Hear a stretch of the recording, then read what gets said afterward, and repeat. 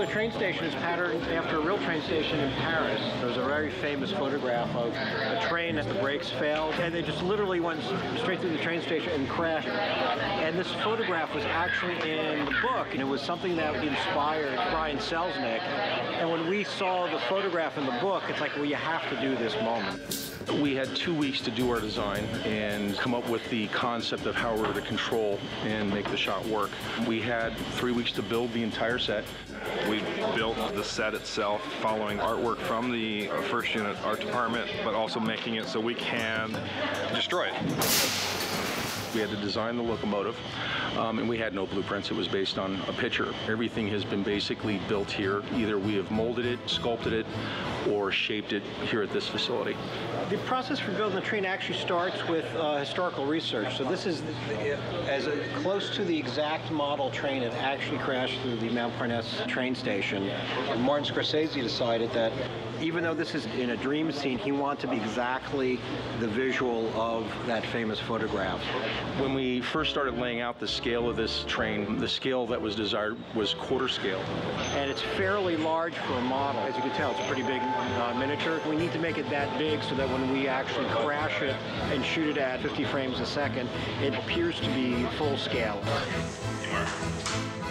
The light is on, yes, check light, visual. Drop the smoke. Smoke drop. Are you clear? Yeah. 3, 2, 1.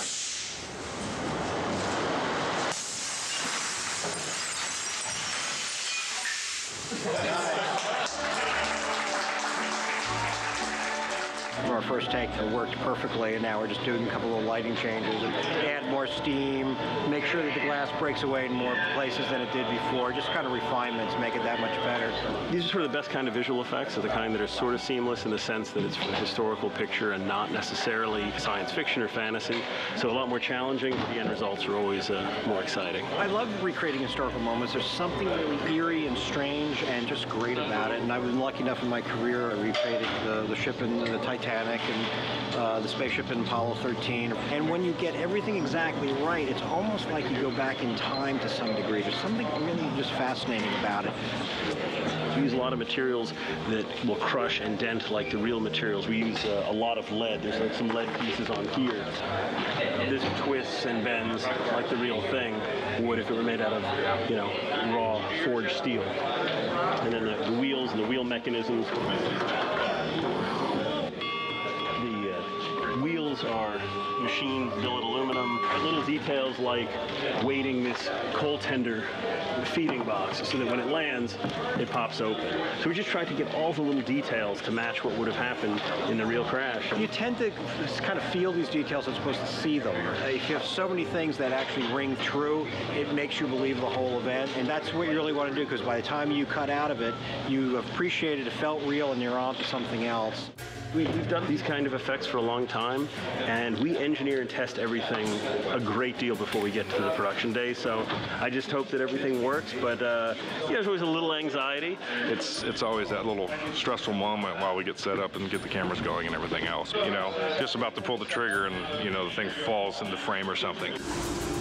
This business is high pressure, very tight budgets, very tight schedules, and very demanding as far as end results. To give you an example, we shot this train 2 days ago. If we had broken the train or bent the frame or busted a wheel, we basically would have only had a day to get it back and working.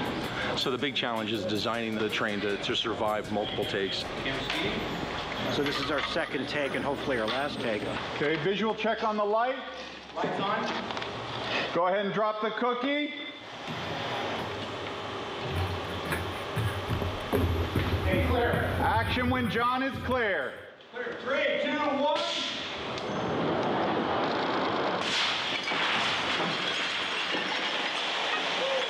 Yeah.